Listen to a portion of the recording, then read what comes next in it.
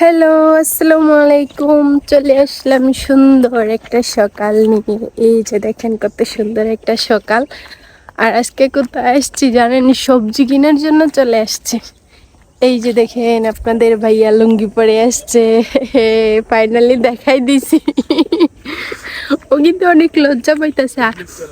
এই যে আনিকারে মাদ্রাসায় দিয়ে আসার সময় আমাকে বলতেছে যে পুঁই শাক কিনে নিবে। তো আমি বললাম যে না, আমার যাইতে ভালো লাগতেছে না। বলতেছে যে এখানের পুঁই শাক তো নিজে তৈরি কর, মানে নিজে লাগাইছে।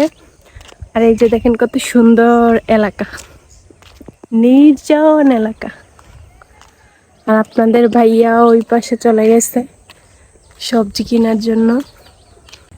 সো গাইস, তো আমরা শাক পাই নাই, আমরা চলে আসছি। ওই মুরব্বিটা এখানে নাই। আর এই যে দেখেন হাঁটতেছে। এই হাফেজ সাহেব, আজি সাহেব, বলেন আপনার অনুভূতি কি? শাকটা পাইলেন না? এ তো রোদ, আর আমি এই সকালবেলা ঘুমে থাকি। এই যে দেখেন কত সুন্দর একটা রোদ। আর আমার কাছে দেখা সবচেয়ে সুন্দর সকাল। যখন বাড়িতে যাই তখন অনেক ভালো লাগে, অনেক সুন্দর সুন্দর সকাল দেখি, কিন্তু দেখলে বোঝা যায় না, মানুষ অফিসেও থাকলে বোঝে না।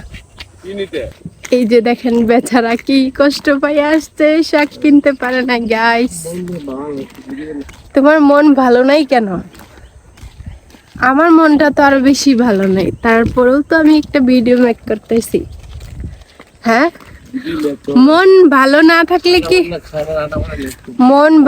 থাকলে কি বসে থাকবো, চুপচাপ থাকবো? মন ভালো না থাকলে কি হয়েছে? ভিডিও করব, মন ভালো হয়ে যাবে। আপনারা একমত তো? কি সুন্দর দেখেন। আপনারা অনেকেই দেখেন, কিন্তু আমি তো ঘুমে থাকি, তার জন্য আমি দেখি না। আমি কিন্তু ভিডিওতে দেখাই দেবো। যাও পাজিলের আড্ডি, অনেক দুষ্ট হয়ে গেছে তুমি। তো গাইস, আমার চ্যানেলটা সাবস্ক্রাইব করে দিবেন, বাচ্চার মা। আর এই যে দেখেন ট্রেন রাস্তার এই পাশে একটা অনেক সুন্দর একটা রাস্তা হয়েছে। আর ট্রেন আসতেছে। এই যে বাচ্চার আব্বা, তুমি আসলে অনেক ফাজিল হয়ে গেছো। এই যে দেখেন গাইস, একটা ফুল ছিঁড়ে ফেলছি। আপনাদের ভাইয়া তো দিতেছে না আমাকে।